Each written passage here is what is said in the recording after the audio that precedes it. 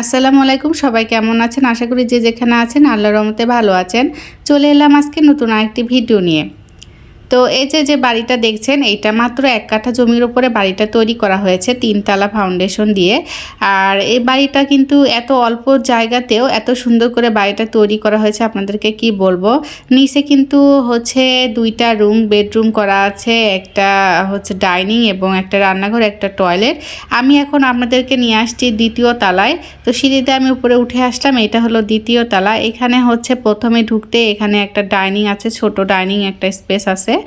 এরপর হচ্ছে আমি আপনাদেরকে নিয়ে যাব যে এই পাশে দেখেন ডাইনিংয়ের এখানে একটা জানালা রাখা আছে আলো বাতাসের জন্য। আর যেহেতু এটা 2 তলা, এখানে প্রচুর পরিমাণ আলো বাতাস পাওয়া যাবে। এরপর ডাইনিং থেকে সোজা এখানে আসলাম, এখানে হচ্ছে আরেকটা রুম। তো এই রুমটা হলো মানে একটু বড় টাইপ, রুমটা করা হয়েছে বড়, মাস্টার বেডরুম বলতে পারেন।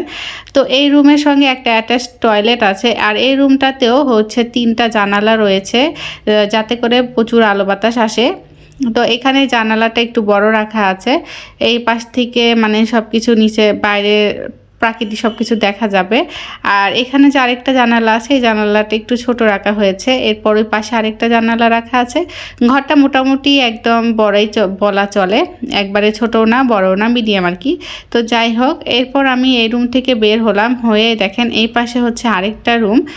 আর এই রুমটাও মোটামুটি বড়ই আছে, একবারে যে ছোট তা না। কিন্তু আসলে এত অল্প জমিতে এত সুন্দর করে বাড়ি করাটা খুবই একটা চ্যালেঞ্জের ব্যাপার। খুব অনেক চিন্তা ভাবনা করে তারপরে বাড়ির ডিজাইনটা তৈরি করা হয়েছে।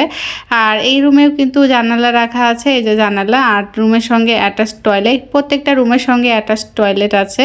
আর এই রুমের সঙ্গে একটা বেলকনি রাখা আছে, বেলকনিটাও ভালোই বড় আছে, একবারে ছোট তা না। আর বেলকনিটা এরকম গ্রিল মানে এরকমভাবে গ্রিল দেওয়া থাকবে। তো যাই হোক, এখন দেখাচ্ছি যে মানে দেখেন বেলকনির যে রেলিংটা সেটা কত সুন্দর। আর এই রেলিংয়ের এখান থেকে এই মাদ্রাসাটা দেখা যায়, খুবই সুন্দর খোলামেলা একটা জায়গা।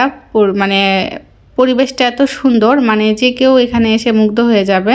এত সুন্দর একটা পরিবেশের মধ্যে এত সুন্দর একটা বাড়ি আসলে মানুষের নজর কাড়বে।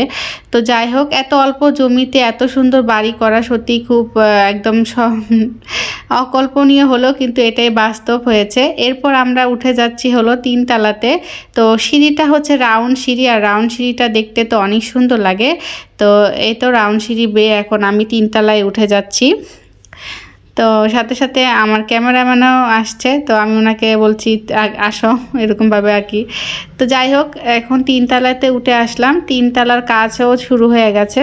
তো 3 তলাতে ঢুকে এখানে হচ্ছে প্রথমে পড়বে একটা খোলা জায়গা, এইখানে মানে বিকালের দিকে বসে থাকার জন্য এরকম একটা স্পেস তৈরি করা হচ্ছে।